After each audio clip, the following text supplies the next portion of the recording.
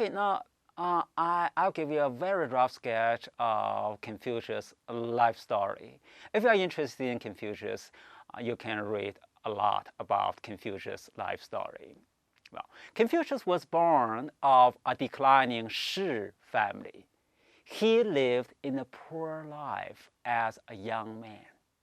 He did some financial jobs. However, for the larger part of his life, he remained in the private realm.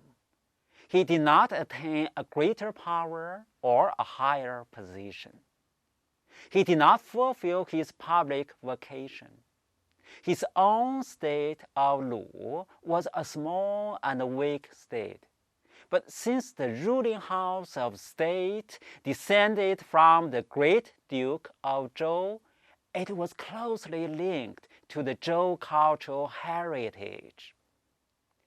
It had the dominance of culture, although it suffered from political decay.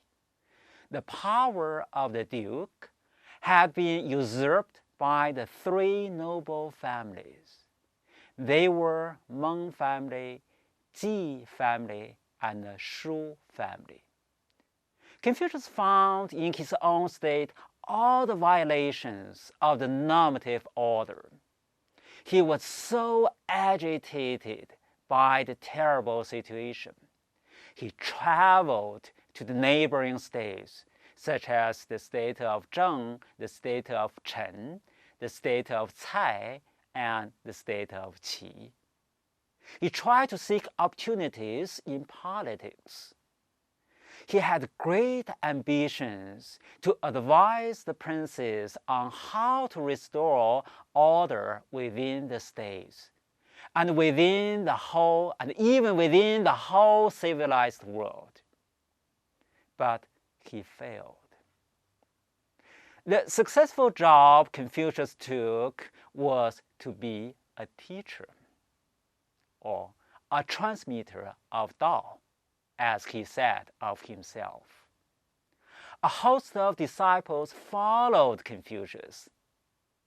He conveyed a vision that appeared to be fresh and exciting.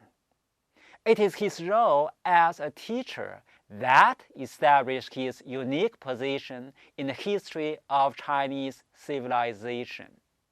Well, Confucius' teaching was recorded in the book Analects. This book is a collection of dialogues between Confucius and his disciples. It was full of aphorism.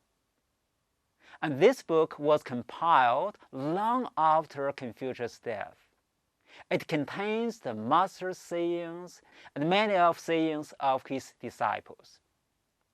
Not all the recordings are reliably of Confucius' original sayings. There might even be inconsistency and incompatibilities of thoughts. Well, this does not matter much to us. We are not doing historical study.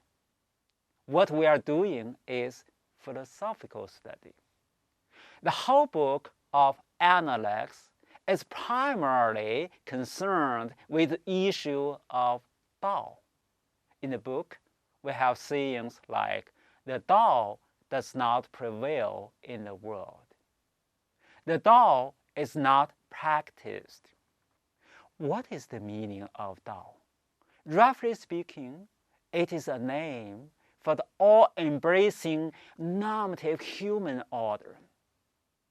We do not have a clear idea of what Confucius had in mind about the normative human order.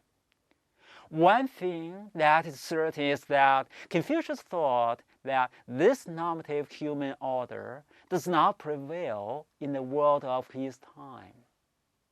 It seemed that he had a firm belief that the normative human order had actually been realized in the historic past. From the book, we see that the Tao had indeed existed not only in the early Zhou dynasty, but also at the beginning of the two previous dynasties, the Shang dynasty, and the Xia dynasty. In each of those three dynasties, the Tao had been realized in human history and then had been lost. The vision Confucius presented seemed to be that the highest possibilities of human experiences had already been achieved within the known human past, and that the hope of the future was to recapture this lost splendor. And here we have a big question.